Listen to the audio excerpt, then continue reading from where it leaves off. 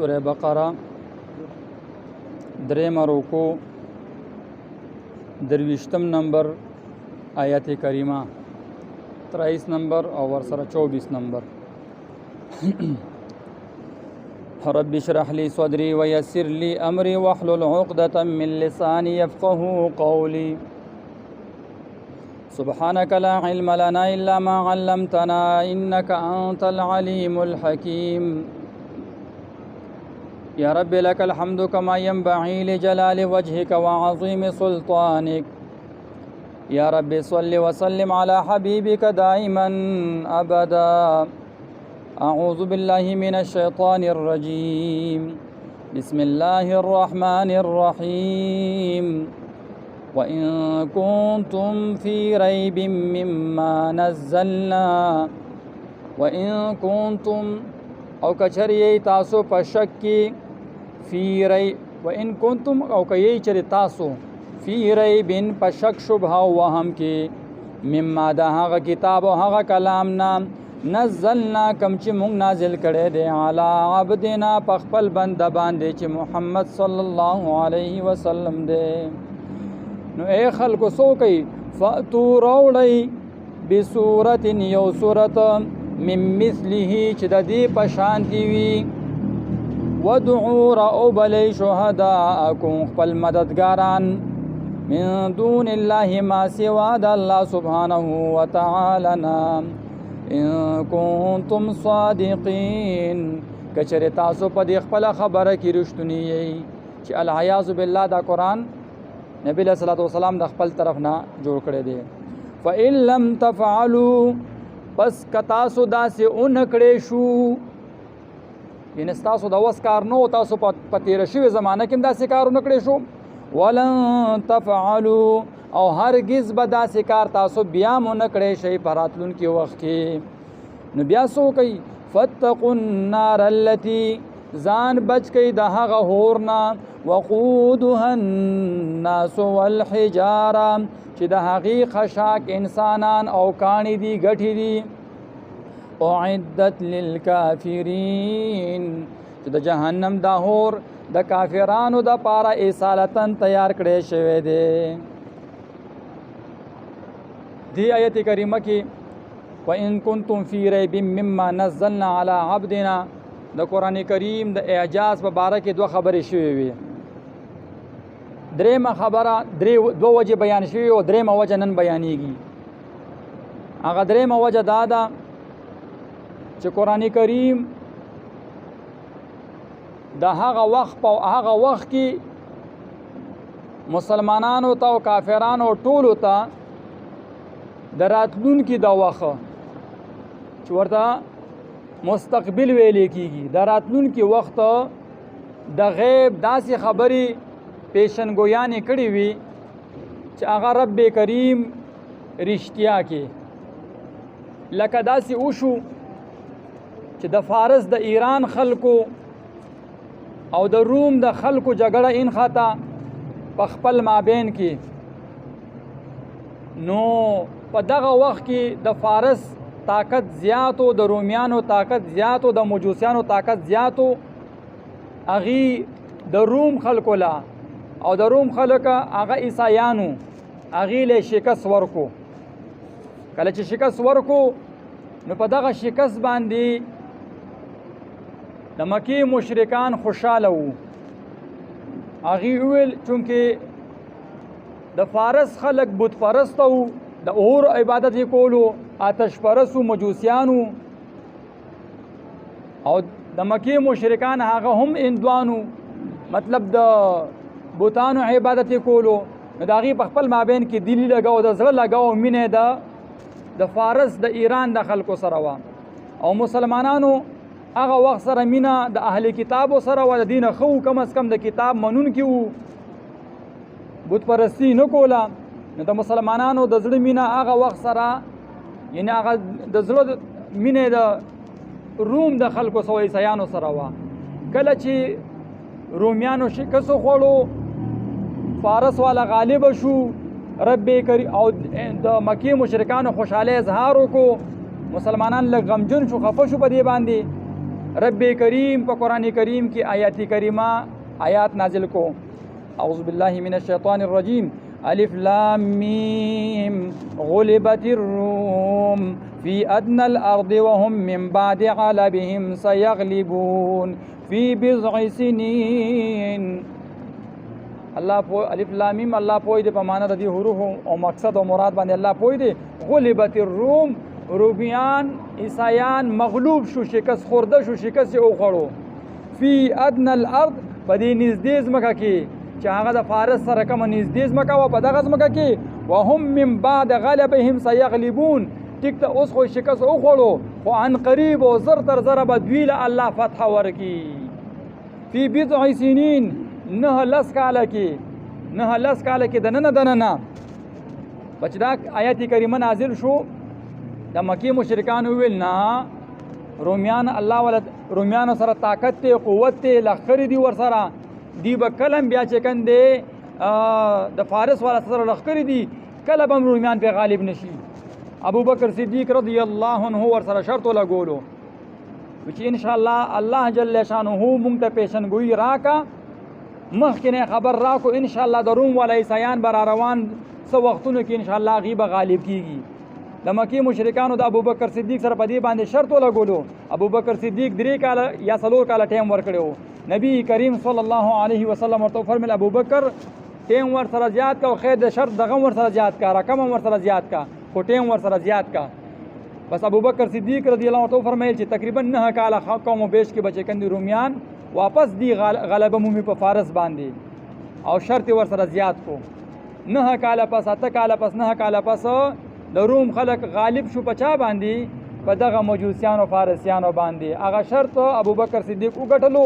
اگر چې نبی کریم صلی الله علیه وسلم د شرط دغه پیسې وانه خسته وي دا قمار او جواری ده هغه واپس کی هغه وانه خسته قبول نه کی. خدا غرض داو چې د قران کریم اعجاز او د الله کلام الهی د معلوماتو لپاره یو غټه ذریعہ څه شی و د راتلونکي دور خبري ورته په اول کې کوله او هغه بیا رښتونی کېدل. دام د قران کریم چې د الله کلام دی یو غټ دلیل دام دی. څلورم وجه نبی کریم صلی الله علیه وسلم د تیرو شو اقوام و حالات د هغه قومونو شریعتونه د هغې مختصر احکامات د هغې قصې په داسې ښکلي او تفصیلي انداز سره په قرآن کریم کې یعنی قرآن کریم دا بیان کې چې د یهودو او د نصاراو کم راهبانو عالمانو هغې ته په دومره تفصیل سره دا خبره معلومه نه وه. نو اوس یو امي کس چې هغه نه مدرسه ویلې ده هغه نه سکول ویلې دی نه تعلیم کړی دی نه چېرته د کیسو والا په مجلسونو کې ناست دی د تیرو شوو اقوامو حالات د هغې هلاک کېدل معذب کېدل د هغې قوم د خپل پیغمبر سره ویه وه د پیغمبر د خپل قوم سره څه طریقه کارو بالتفصیل هغه نبی کریم صلی الله علیه وسلم پوړی په پوړی باندې ترتیب په ترتیب باندې ورته بیان کو چې هغې ورته په دې باندې حیران شو چې واقع د الله کلام دی. دام د قرآن کریم د اعجاز او د الله د کلام الهی د کېدو څلورمه وجه شوه. پنځمه وجه رب کریم په دغه دور کې کوم موجوده کسان داسې وو چې د هغې په زړه کې به خبره تېره شوه نو رب کریم هغه ورته ښکاره کړه. لکه کله چې نبی کریم صلی الله علیه وسلم د احد میدان ته لاړو عبدالله ابن ابی ابن سلول سره 300 کسانو دا ټوټل لښکر د مسلمانانو زرو او په دې کې 300 منافقان هم وو. دغه منافقان ترې نه راواپس شو. د مؤمنانو بعضې مؤمنان داسې وو چې د هغې په زړونو کې هم څه داسې معمولي غونډه کې کمزوري راغلې وه چې یاره بس واپس به شو جنګ نه کوو. خو چونکې د هغې ایمان خالص و الله جل شانه هغې ثابت قدم وساتل نو رب کریم د هغې طرف ته چې کوم دی اشاره وکړه چې ګوره په تاسو کې بعضې کسان داسې وو چې د هغې کمزوري ښکاره کړې وه وان طائفتان من المؤمنین غالبا داسې آیات دی نو هغې طرف ته اشاره وشوه ان تفشله والله ولیهما د هغې په زړونو کې کمزوري ښکاره شوې وه والله ولیهما الله د دې مددګارو الله دې ثابت قدم وساتل.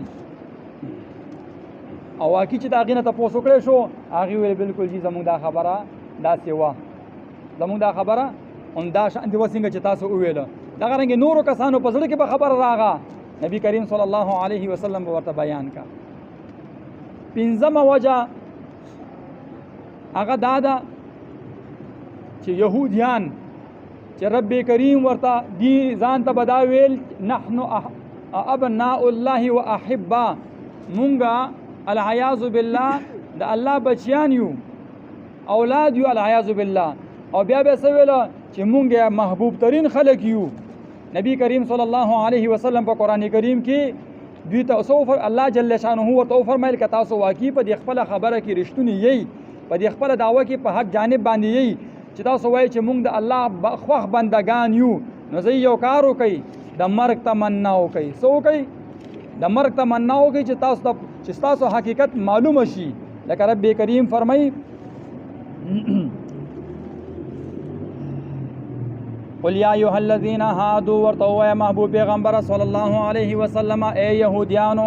ان زعمتم که ستاسو دا ګمان او یقین وي انکم اولیاء لله چې تاسو د الله دوستان یئ من دون الناس د نور خلکو نه علاوه نور نه دي، صرف تاسو دوستان یئ، فتمنوا الموت ان کنتم صادقین، نو تاسو د مرګ تمنا وکئ که تاسو رښتونی یئ. زه د مرګ تمنا وکئ. او مفسرین تاریخ دا لیکلی دي چې یو یهودي یو اهل کتاب هم چې دی د مرګ تمنا نه وکړي. ولې؟ ورته پته وه رب کریم دې خلکو ته واضح اعلان وکړو که تاسو دا وایئ چې مونږ نحن ابناء الله و احبا یا اولیاء یو، مونږ د الله دوستان یو، خاص بندگان یو، محبوب ترین بندگان یو. زی د مرګ تمنا وکړي ځکه چې محبوب د محبوب سره ملاویږي، خوشحالیږي. محبوب چې د محبوب سره ملاویږي او خوشحالیږي ور باندې. زی نو ستاسو د محبوب سره د ملاوېدو طریقه دا ده د مرګ تمنا وکړي چې مړه شي الله سره به ملو شي. لیکن دې د مرګ تمنا نه کوله. ولې نه کوله؟ ورته پته وه چې دا کلام د الله کلام دی. که مونږ د مرګ تمنا په دې ژبه باندې وکړه په دغه ټایم به مرګ راځي، او دوی خو مرګ نه خوښولو. ولن یتمنوه ابدا بما قدمت ایدیهم، دوی کله به هم دوی د مرګ تمنا ونه کړي. ولې د دې لاسونو مخکې څه لیکلي دي دوی ته د خپلو اعمالو پته ده، نو کله به هم دوی د مرګ تمنا ونه کړي. شپږمه وجه نو دا هم د قرآن کریم د اعجاز او د الله د کلام الهي کې دو دلیل شو. شپږمه وجه هغه دا ده او آخري وجه بیان کړو. شپږمه وجه هغه دا ده چې قرآن کریم کې الله جل شانه فرمایي انا نحن نزلنا الذکر و انا له لحافظون. څومره کتابونه چې آسماني نازل شوي دي، تورات دی، انجیل دی، زبور دی، صحائف دي، د یو په باره کې هم دا الله جل شانه دا نه دي فرمایلي چې مونږ د دې حفاظت کوونکي یو. نو د هغې نتیجه بیا څه وشوه چې یهودیان عیسایان راولګېدو، په هغې کې تحریفونه وکړه، رد و بدل یې پکې وکړو، تبدیلیان یې پکې وکړې. لیکن قرآن کریم چې رب کریم یې ذمه په خپله واخیسته چې دا قرآن کریم مونږ نازل کړی دی او د دې حفاظت ذمهواري مونږ په خپله اخیستې ده. تر اوسه پورې د نبی کریم صلی الله علیه وسلم د دور نه ونیسه تر اوسه پورې په دې کې څوک دا نشي بیانو چې په دې کې تحریف شوی دی، په دې کې رد و بدل شوی دی. علماو پکې یا غټو یا وړو پکې د ځانه څه خبره راویستي وي. نه نه نه نه څوک ویلی شي، نه څوک ثابتولی شي. او الحمدلله دا د قرآن کریم اعجاز او معجزه ده او دا د الله کلام دی. دا ټول نه غټ دلیل دی. به دومره به انشاءالله ډېر وي، مزید به چې کنه انشاءالله تفصیل پکې نه کوم. راځي ګورو ورته رب کریم فرمایي و ان کنتم او که چېرې تاسو په شک یې ای د مکې مشرکانو او یا بالعموم ټولو انسانانو فی ریب په شک یې مما د هغه کتاب نه، هغه کلام نه نزلنا کم کلام چې مونږ نازل کړی دی علی عبدنا په خپل بنده باندې، نو بیا څه وکئ فاتو راوړئ تاسو، پیش کوئ تاسو، رامخې ته کوئ تاسو بصورت یو صورت من مثله چې د دې په شانتي وي. د ټول قرآن کریم مقابله تاسو ونه کا، د لسو صورتونو مقابله مونه کا، راشئ کم از کم د یو دریو آیاتونو چې یو صورت باندې مشتمل وي، 3 آیاته، یو صورت کم از کم په 3 آیاتونو مشتمل، د یو 3 آیاتونو مقابله چې هغه یو صورت دی، د هغې مقابله خو وکئ که نه. ښه واضح پیغام ورته کوي، راشئ ځان سره خپل کسان هم راولئ، مددګاران هم راولئ، غیرت هم وله ورکوي، ننګونه هم ورکوي وله، خو چا کې په دې خبره باندې ولې څوک مقابله کولی نشي. ودعو او راوبلئ شهداءکم که ځان له دا کار نشي کولی. اے خلکو تکړه خلک قابل شخصیات دې کې ټول په شریکه راجمع شئ، عرب هم راجمه شي او عجم هم راجمه شي. من دون الله ما سوا د الله سبحانه وتعالى نه ان کنتم صادقین کچره تاسو په دې خپل خبره کې رښتونی یی فإن لم تفعلوا پس که تاسو داسې اونکړې شو په تیر شوي وخت کې هم نکړې شو داسې چیلنجونه هم درکه ځانونه هم چې کندې قتل که میدانونو ته راووتې ښځې هم کونډې کې بچیان هم یتیمان که مالونه هم ضایع شو رسوایي راته میلو شوه شرمندګي ته میلو شوه خو لیکن د قرآن کریم مقابله مو نه کړې شوه ولن تفعلوا او هرگز به په راتلونکي وخت کې هم داسې تاسو مقابله ونه کړی شئ نو بیا فتقوا النار التي نو بیا خیر د داسې کارو کې غور او فکر وکړئ راشي د قرآن کریم طرف ته متوجه وکړئ ایمان ور باندې راوړئ دا د الله کلام دی دا د بل چا کلام نه دی او نه د کاهنانو کلام نه د شیطانانو جادوګرانو کلام دی دا د رب کریم کلام دی چې په ډېر جامع احکاماتو باندې مشتمل کلام دی او هر خبره ورکه خپه ډاګه موجود ده راشي ایمان ور باندې وروړي او چې ایمان ور باندې وروړي د جهنم د هور نه بچ شي فتقوا النار التي فزان بچ کی د هور نه التي هغه هور وقودها الناس چې د هغه خشاکه انسانان دي والانسانان دي والحجاره او غټي دي یا جلد یو اشکال به راځي چې انسانان خو په سمجھ کې راځي چې انسانان شرک کی کفر کی او جهنم تلار شي نو دا کانی ولې زیږي کارو څه قصور دی داسې ده کنه د کانی ولې جهنم لذي نو د مفسرین لیکي چې ټول کانی مراد نه دي هغه کانی د کوم کانو نه چې بوتان تراشلې شوی وي لکه الله جل شانو فرمایي کنه انکم وما تعبدون حسب جهنم من دون الله حسب جهنم تاسو هغه باطل خدایان چې د الله نه ما سوا تاسو دغه عبادت کوئ دا به د جهنم خشا کوي جهنم ته بزي نو که چا د ونی ګل هغه ونه به ورسره زی او کچا د کانو نه بوتان جوړ کړي وو کچا د ټیکر نه جوړ کړي وو کچا سشه مو دا به ورسره جهنم ته زی نو د کانو نه مراد دغه کانی دي والحجاره او کانی اعدت للکافرین د جهنم دا هور د کافرانو د پاره تیار شوی دی د مؤمنانو د پاره تیار شوی نه دی ښه یعنی دا سینا چې کنه د جهنم دا هور به دا تیار شوی دی مؤمنانو د پاره نه مؤمنانو د پاره تیار شوی نه دی تیار شوی خاص کر د کافرانو د پاره دی البته ناغي د پاره به تور سزا تیار شوی دی د کافرانو د پاره د جهنم هور به تور سزا او عقاب دا تیار شوی دی پاتې شو مؤمنانو کې کمزوري مسلمانان دا غي د پاره به تور تطهیر او د پاکوالي تیار شوی دی چې د مسلمانانو وبکې العیاذ بالله الله دې زموږ ټول حفاظت وکړي کنه اعاذنا الله منها غیب د خپل ګناهونو نور باندې پاکيږي نور به مؤمن چې کنه همیشه په جهنم کې نه وي دا به راوچت د جهنم نه به رب کریم روشتي او صحیح احادیث په دې باندې موجود دي سبحانك اللهم وبحمدك نشهد ان لا اله الا انت یا ارحم الراحمین یا ارحم الراحمین ذو الجلال والاکرام والقوة المتين یا الہ العالمین د قران کریم د درس من تقبل دربار عالی کی قبول منظور کریم مالک خیر او برکت د دې په ذریعہ سم تل راځي الله د هدایت او د خیر او د برکت ذریعہ زموږ ټول لپاره وګرځي رب کریم د دې په ذریعہ سره زموږ ټول مشکلات آسان کړي زموږ ټول حاجتونه پوره کړي الله زموږ بیماران په دې مجمع کې سره زما او کنور ذکر دي الله ټول ته کامل او عاجل صحت ور نصیب کړي د خیر او د برکت او د خوشاله ول ژوندۍ را نصیب کړي رب کریم زموږ مال اولاد حال کې او نیک اعمالو کې الله برکت واچي الله زموږ د نارینه او زنانو مشرانو کشرانو عام او خاص او پسرونو باندې الله په دنیا او آخرت کې د حیا صدر راوچي د به حیا د ژوندۍ نه بچ کی کله کو کامل ایمان هم نصیب